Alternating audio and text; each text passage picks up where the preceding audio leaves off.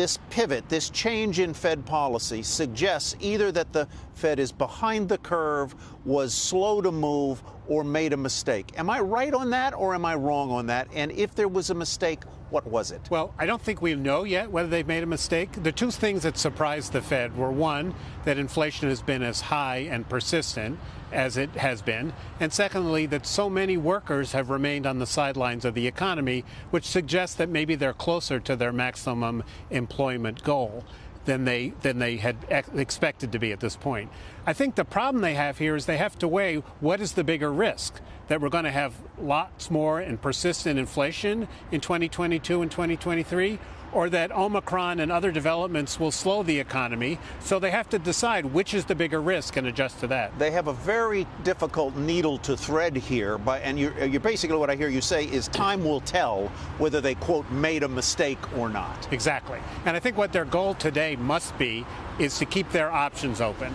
By speeding up the pace of tapering, they leave open the possibility of raising rates perhaps as soon as March of 2022, but they don't have to decide that now, and they'll have a lot more information when that decision comes. So the last guest in the last segment said that she expected the Fed to take action, but maybe to sound more dovish than the popular consensus today suggests. In other words, where people are saying we're going to go from one rate hike in 2022 to maybe three. Where do you come down on that? Well, it's always dangerous to make a prediction half an hour before you actually get the announcement. Yeah. But I think that there's quite a bit of division in the commentary on the Fed. There's some people who say they're behind the curve. John Steinson, who's an economist, co-chair of the NBER monetary policy thing, thinks they should be raising interest rates every meeting in 2022. Roberto Perli of Cornerstone, a former Fed person, saying be careful, central banks sometimes overreact. So I think what they're going to say today is we're on the case. We are worried about inflation. The markets demand that, the politicians demand that, and the public demands that. But they're going to be very careful to keep their options open and not make firm commitments about 2022. The problem that Chair Powell has is there are going to be these dots.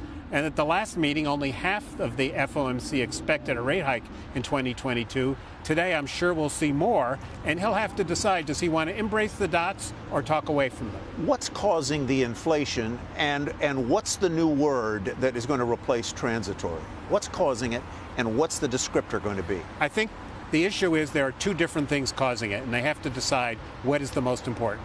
One set of things is very COVID specific, and, will used car prices come down as the market stabilizes? Will demand for goods wane as people go more to services? So if it's all COVID, they can afford to relax. But there's a lot else going on. We've had a substantial amount of fiscal policy. Some of these supply chain kinks look like they're going to be around for a long time. There are a lot of people who have pent-up savings that they're going to be available to spend. So there's this balance, and they have to get that right. I personally think that we're going to see inflation come down next year. That's not very controversial. The question is, will it come down enough and fast enough to avoid infecting inflation expectations? David, great to see you. Good to see you, Tyler. Really fantastic. Come to Washington sometime. Love it. It's so nice down here. David Wessel, Brookings Institution. Appreciate it. Shepard Smith here. Thanks for watching CNBC on YouTube.